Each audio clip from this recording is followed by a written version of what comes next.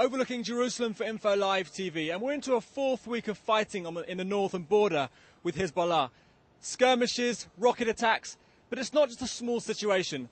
Our regular guest on Info Live TV, Jerrold Kessel, says we're talking about something a lot bigger. Jerrold, joining us now, tell us more about the shape and size of this war with Hizbollah and what it really means. Let me put it this way, Adam.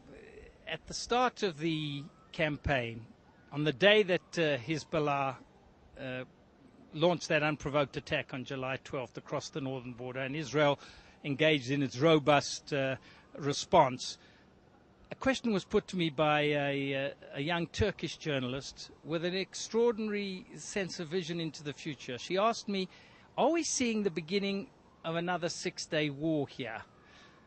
The idea in her mind was this war going to be about something that would entirely transform the shape of the Middle East?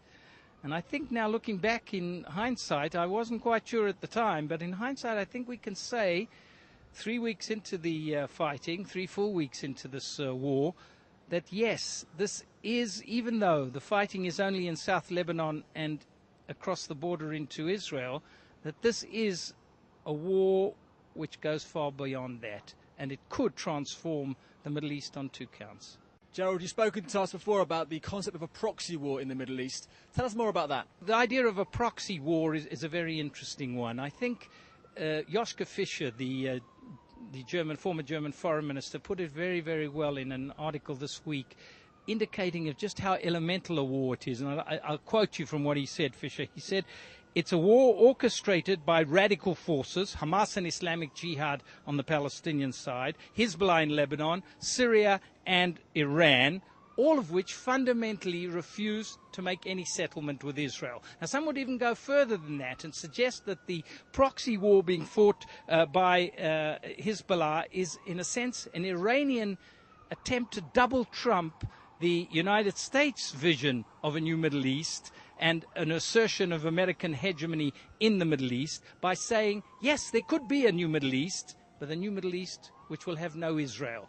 On the other side of the equation, this does seem to be, although Israel very much has, of course, its own dealings with Hezbollah, its own agenda to bring Hezbollah completely asunder, to make sure that it will not be a threat in the future, it does fit into this overall conception in the United States that this is about something more. It is possibly about the reshaping of a new Middle East.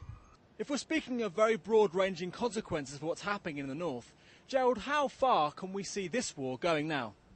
Yes, there is a fear, we talked about proxy wars, that there's a fear in many circles that the resumption of Israel's ground operation in expanded form over the last 36 hours could threaten that this will get out of control and make it a broader concept. But I think you have to take the words of Ehud's government at face value. When they say, we do not want this war to expand, take it at face value. We do not want to occupy even a centimetre of Lebanese territory once the immediate goal of making sure that Hezbollah can't re-entrench right in that border area adjacent to Israel has been secured.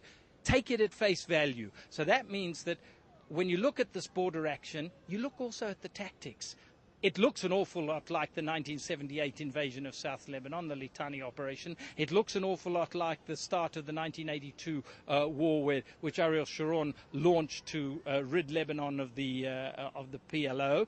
But it isn't that at all. It's not about any semblance of occupation in the future. Israel has not got that in mind at all. Israel's objective is limited, and that opens the way possibly for the institution of this broader plan or broader objective of the Bush-Blair vision. Jerrold Kessel, thank you for speaking to us on Info Live TV.